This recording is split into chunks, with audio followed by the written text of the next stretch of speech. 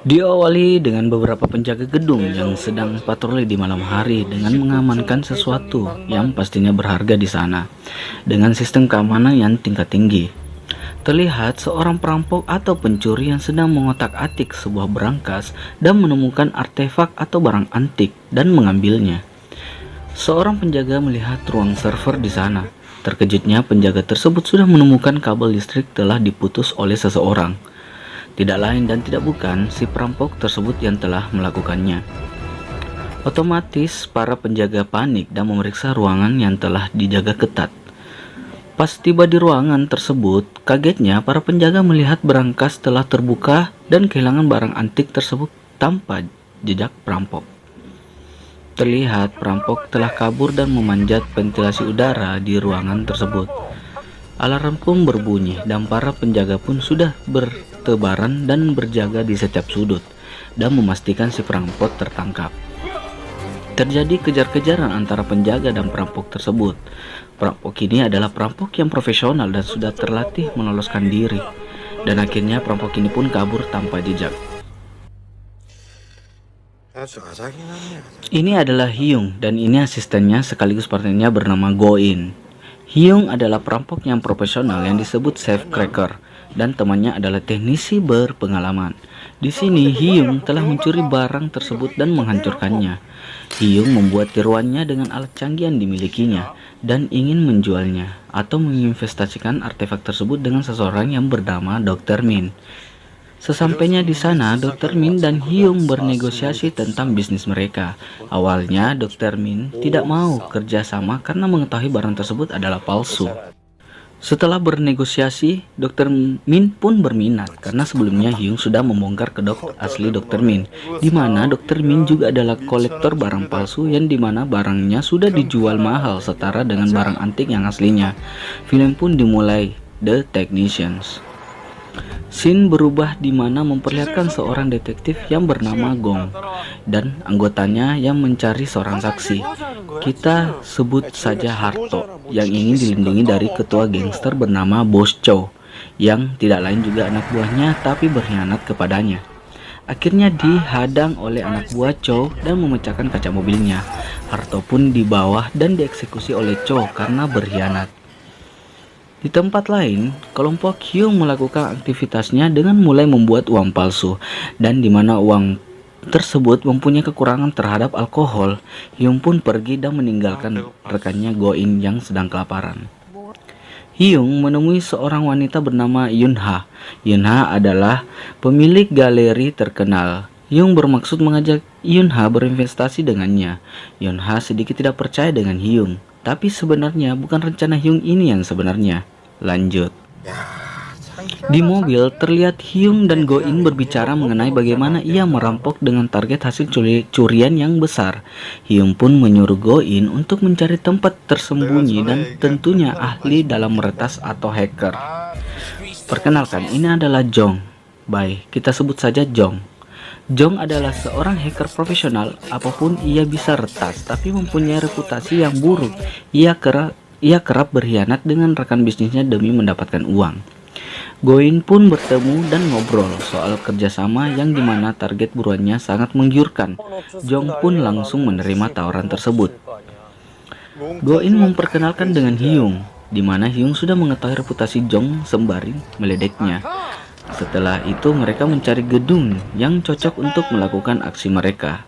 Perkenalkan, ini Turbo, pemilik gedung.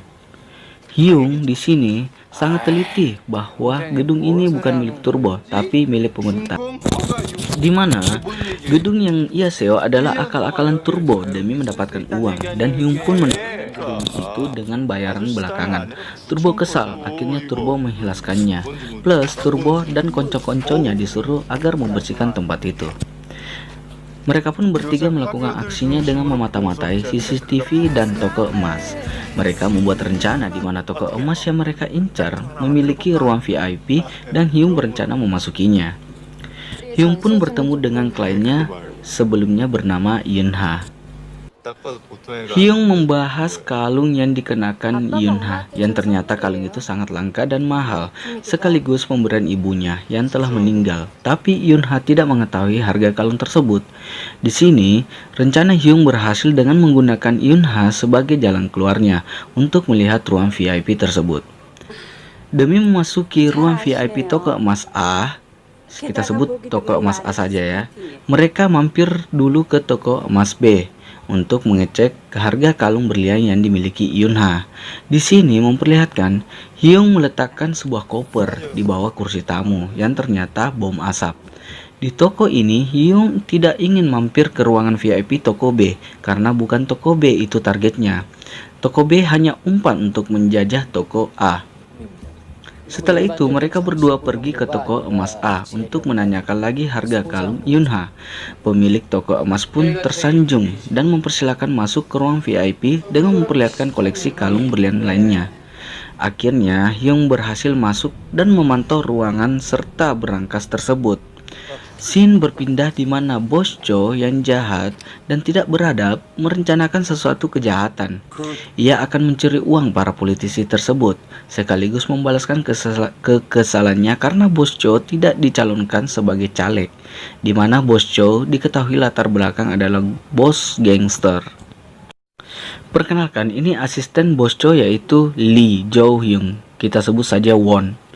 Si Cho menyuruh Won mencari penjahat dan perampok baik hacker maupun cracker. Diajak kerjasama dengan syarat bisa membuka brankas level dewa, yang dimana butuh ahli dan tim untuk melakukannya. Akhirnya yang tidak bisa membuka brankas tersebut satu persatu dieksekusi. Kembali ke Hyung yang membayangkan brankas tersebut dan menghayatinya. Hari pun sudah malam dan mereka pun beraksi. Diawali dengan si Goin yang pura-pura mabuk depan pintu toko emas B dengan cara menggedor-gedorkan rolling door toko tersebut dan meletakkan bom kecil yang akan diledakkan. Secara langsung membuat alarm toko pun berbunyi, otomatis terdeteksi secara langsung oleh polisi patroli dan bergegas ke sana. Ini adalah umpan untuk polisi agar mereka sibuk dengan toko emas B. Anjir, mainannya keren. Jong pun sebagai hacker membantu memberi informasi dan instruksi dengan CCTV di sekitar kepada Hyung. Polisi pun datang dan diledakkannya toko emas B tersebut dengan asap di dalamnya yang sebelumnya diletakkan oleh Hyung dalam bentuk koper. Setelah itu pun mereka Hyung dan Goi masuk dan membobol brankas di toko emas A. Di sini, petugas lain yang berpatroli mendengar sesuatu yang tidak beres di toko emas yang dijajah Hyung. Demi berjaga-jaga, si Goin pun keluar dan membuat gaduh dengan cara memecahkan kaca mobil yang mangkir di situ. Dan akhirnya mereka mendapatkan berliannya. Di sini sungguh keren kali. Sumpah aku sampai nahan nonton adegan ini. Di kantor Bos Cho telah membaca koran Tribun, terkejut melihat kejadian perampokan tadi malam. Chong pun menyuruh Won untuk mencarinya karena hanya mereka yang dibutuhkan. Dan selain itu, Won pun mengancam dan mencuri daripada makelar dengan paksa. Won pun mendapatkan informasi mengenai kelompok pencuri profesional tersebut. Akhirnya Won pun semata-matai semua personelnya, bahkan sampai ke Yunha yang telah dekat dengan Hyung. Akhirnya Bos Cho datang di markas mereka dengan tujuan untuk memaksanya bekerja sama dengan tugas dan target yang telah ditentukan. Mereka berdua yakni Jong dan Going ditawan. Hyung pun pulang dan melihat temannya ditawan dan ia pun melawan. Tapi kekuatannya tidak memadai, akhirnya kalah juga. Awalnya Hyung menolak dan dikurung oleh Bos Cho. Di dalam kurungan mereka mengatur rencana dan diam sejenak. Akhirnya Bos Cho mengajukan penawaran kedua. Bos Cho pun mengancam apabila ia tidak bekerja sama mereka akan dibunuh. Bukan hanya itu, mereka juga mengancam keluarganya, bahkan Yunha. Mereka disuruh merampok bea cukai Incheon dengan target 100 juta dolar dan komisi 3% untuk mereka. Hyung pun menyetujuinya dan pergi. Sementara itu, detektif Gong sibuk membongkar kasus perampokan toko emas tersebut. Scene berubah di mana memperlihatkan Bos Cho dan kelompok Hyung mengatur segala persiapan dan mempelajari seluk-beluk keamanan bea cukai Incheon tersebut dengan matang. Sebenarnya, kelompok ini ingin menukar uang asli dengan kupon yang dimiliki Bos Cho agar dapat mengelabui pihak bea cukai. Di sini kejadiannya kan sangat mengejutkan. Lanjut. Bos Cho dan anak buahnya datang kepada Jong bahwa Bos Cho ingin Jong mengkhianati Hyung dan Go-in. Dengan desakan dan uang yang diberikannya sangat banyak, maka si Jong pun bersedia. Selang waktu, Hyung minum di genteng dan mengingat sesuatu hal dengan Paman Oh, di mana Paman Oh adalah mantan perampok profesional seperti Hyung. Sewaktu berjalan bersama Yun-ha, Hyung pun ditahan dan diinterogasi, tapi detektif Gong tidak memiliki bukti memadai dan akhirnya Hyung dilepaskan untuk sementara ini. Setelah berpikir lama, Hyung memiliki rencana di atas rencana Bos Cho. Hyung pun dijemput langsung dengan Won, dan di apartemen itu pun terdapat semua rencana mereka dan akhirnya mereka merobek dan membuangnya. Ternyata mereka sudah dimata-matai oleh detektif Gong dan mencari bukti yang telah tersisa di apartemen tersebut, dan mereka pun berhasil menemukan bukti rencana Bos Cho yang akan mencuri kontainer penuh dengan uang bea cukai Incheon. Mereka pun melancarkan aksinya. Dimulai dari pelabuhan di mana mereka memulai tugas masing-masing dengan meletakkan bom dan meretas beberapa sistem power supply di sana. Di sini memperlihatkan Hyung memberi informasi kepada Go-in bahwa Jong telah berkhianat, di mana ia menyampaikan strategi melenceng dari Bos Cho, dan informasi itu pun didapat oleh Jong dan memberitahu Jong. Di sini kita diberi fakta mengejutkan bahwa Paman Oh adalah ayah dari Yun-ha. Hyung bercerita kepada Yun-ha bahwa ayahnya tidak bunuh diri, tapi dibunuh oleh seseorang. Setelah itu, Yun-ha bermaksud ingin pulang, tapi Yun-ha diculik oleh Won dan dibius. Hari eksekusi pun dimulai. Diawali Bos Cho dan Jong sudah masuk di sana, dan Bos Cho dengan arahan Jong ingin menekan tombol remote bom, dan seketika pelabuhan pun meledak, membuat karyawan di sana berhamburan dan menyelamatkan diri. Seketika polisi gadungan yang dimana semua anak buah Cho masuk dan menjalankan rencananya masing-masing. Sistem pelabuhan diretas habis-habisan oleh mereka. Ini waktu si Hyung untuk beraksi dengan memasuki ruang di mana berangkas itu berada. Hyung pun menemukannya dan mulai membobol berangkas tersebut yang dikawal dengan Wong, anak buah Cho. Sembari itu polisi dan detektif pun meluncur ke lokasi ledakan di mana berada di pelabuhan bea cukai Incheon. Setelah berlangsung lama untuk membuka berangkas dengan ketelitian dan pengetahuan Hyung, berangkas pun itu pun berhasil dibuka. Setelah berangkas berhasil dibuka, uang pun dipindahkan sedikit demi sedikit ke perahu karet yang telah disediakan dengan jangka waktu yang ditentukan sebelum sistem kembali menyala, dan mereka berhasil memindahkan semua uang dengan selamat dan tanpa jejak. Tapi tim SWAT telah datang dan memeriksa sekitar. Di sini Hyung melancarkan rencana keduanya yang telah diketahui oleh Bos Cho. Secara langsung, Bos Cho menodongkan pistol ke Hyung dan mereka ngoceh soal kematian Paman Oh yang tidak wajar, yang dimana pembunuhnya adalah Wong, asisten Cho yang diperintahkan langsung darinya.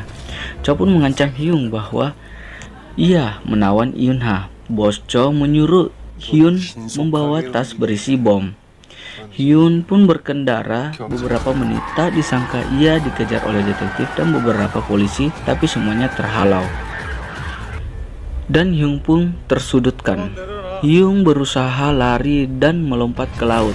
Sontak tim SWAT menembaknya dan koper pun meledak di air. Jong pun bertingkah aneh setelah kematian Hyun, dan Go-in pun dibunuh oleh Jong karena sebelumnya Jong telah berkhianat. Waktu pun berlalu dan uang hasil curian pun yang telah dipindahkan dibuka oleh Bos Cho. Pas dibuka, terkejutnya Bos Cho melihat semua uang yang dicuri berawal di voucher undian tanpa menyisakan uang sedikit pun.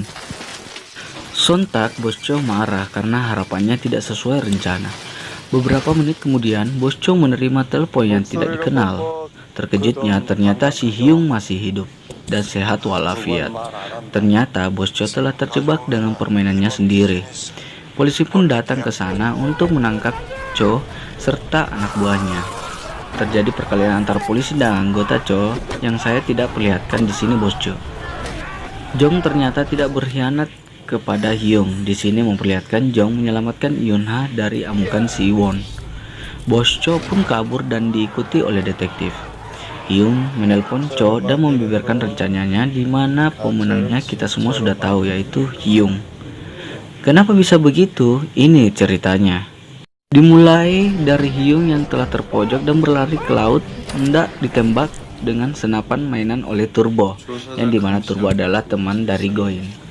Mereka memulai aksi mereka dengan menukar voucher dan dengan uang asli, di mana tinta uang palsu tersebut dapat pudar apabila terkena alkohol.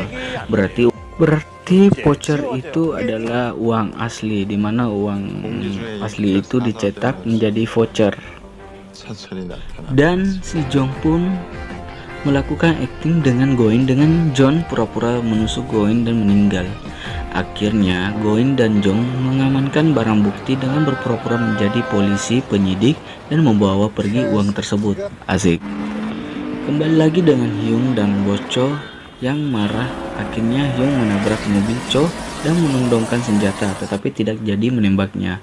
Akhirnya polisi pun datang dan menangkap Bos Cho dengan kurungan berlapis 20 tahun penjara. Hyung pun pergi dari situ dan menuju ke markas bersama mereka. Hyung, Goin, dan Jong mulai menyemburkan alkohol di voucher tersebut, dan amazing, voucher undian itu pun seketika menjadi uang ratusan juta dolar. Tapi kalau ini sama aja mencuri namanya, anjir. Scene yang lain memperlihatkan Yun-ha berjalan di museum Mesir, dan betul kalung dan foto Yun-ha diinvestasikan dan diabadikan di sana. Mimpi Yun-ha menjadi kenyataan dengan menjadi pemilik galeri dan mendedikasikan karyanya di Museum Internasional berkat Hyung.